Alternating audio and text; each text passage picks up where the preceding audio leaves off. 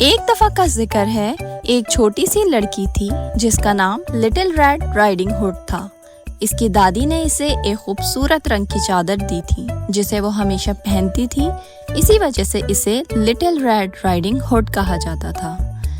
ایک دن little red riding hood کی ماں نے اسے بلایا اور کہا، بیٹی تمہاری دادی بیمار ہے، یہ کھانے کی ٹوکری ہے، لے کر ان کے گھر جاؤ اور ان کی خیریت معلوم کرو، لیکن یاد رکھو راستے میں کسی اجنبی سے بات نہ کرنا اور سیدھا دادی کے گھر پہنچنا۔ لٹل ریڈ رائڈنگ ہوڈ نے ماں کی بات مانی اور کھانے کی ٹوکری اٹھا کر جنگل کی طرف روانہ ہوئی۔ راستے میں اس کی ملاقات ایک چالاک بھیڑیے سے ہوئی۔ بھیڑیے نے لڑکی سے پوچھا، تم کہاں جا رہی ہو پیاری بچی؟ لٹل ریڈ رائڈنگ ہوڈ نے معصومیت سے جواب دیا، میں اپنی دادی کے گھر جا رہی ہوں جو جنگل کے دوسری طرف رہتی ہیں، وہ بیمار ہیں اور میں ان کے لیے کھانا لے کر جا رہی ہوں۔ بھیڑیے نے موقع کا فائدہ اٹھانے کا سوچا اور کہا، کیا دادی کا گھر قریب ہی ہے؟ لٹل ریڈ رائڈنگ ہوڈ نے دادی کا پتہ بتا دیا۔ بھیڑیے نے ایک مکاری بھرا منصوبہ بنایا۔ اس نے لٹل ریڈ رائڈنگ ہوڈ کو خوبصورت پھول دیکھنے کے بہانے سے جنگل کے دوسرے راستے پر بھیج دیا اور خود جلدی سے دادی کے گھر پہنچ گیا۔ اس نے دروازہ کھٹکھٹایا اور دادی نے دروازہ کھولا۔ بھیڑیے نے فوراً دادی کو پکڑ کر الماری میں بند کر دیا اور خود دادی کا بھیس بدل کر بستر پر لیٹ گیا۔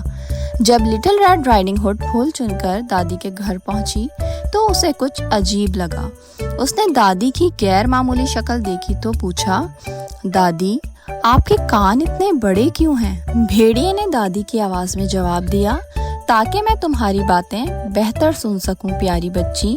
دادی آپ کی آنکھیں اتنی بڑی کیوں ہیں؟ لٹل ریڈ رائڈنگ ہوڈ نے مزید پوچھا۔ تاکہ میں تمہیں بہتر دیکھ سکوں پیاری بچی، بھیڑیے نے جواب دیا۔ دادی آپ کے دانت اتنے بڑے کیوں ہیں؟ لٹل ریڈ رائڈنگ ہوڈ نے حیرت سے پوچھا۔ تاکہ میں تمہیں بہتر کھا سکوں، بھیڑیے نے کہا اور اچانک لٹل ریڈ رائڈنگ ہوڈ کو پکڑنے کی کوشش کی۔ لٹل ریڈ رائڈنگ ہوڈ زور زور سے چیخنے لگی۔ خوش قسمتی سے ایک بہادر شکاری قریب سے گزر رہا تھا۔ اس نے چیخیں سن کر فوراً دادی کے گھر کی طرف دوڑ لگائی۔ اس نے دروازہ توڑ کر اندر داخل ہو کر بھیڑیے کو دیکھا۔ شکاری نے اپنی بندوق سے بھیڑیے کو مار ڈالا اور دادی کو الماری سے آزاد کر دیا۔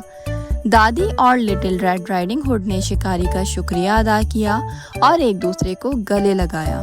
اس دن کے بعد لٹل ریڈ رائڈنگ ہوڈ نے ہمیشہ اپنی ماں کی بات مانی اور کبھی راستے میں کسی اجنبی سے بات نہیں کی۔ اس نے سیکھا کہ ماں کی نصیحتوں پر عمل کرنا کتنا ضروری ہوتا ہے اور محتاط رہنے کا ہمیشہ کیا مطلب ہوتا ہے۔ کہانی ہمیں یہ سکھاتی ہے کہ ہمیں اپنے بڑوں کی بات ماننی چاہیے اور ہمیشہ محتاط رہنا چاہیے۔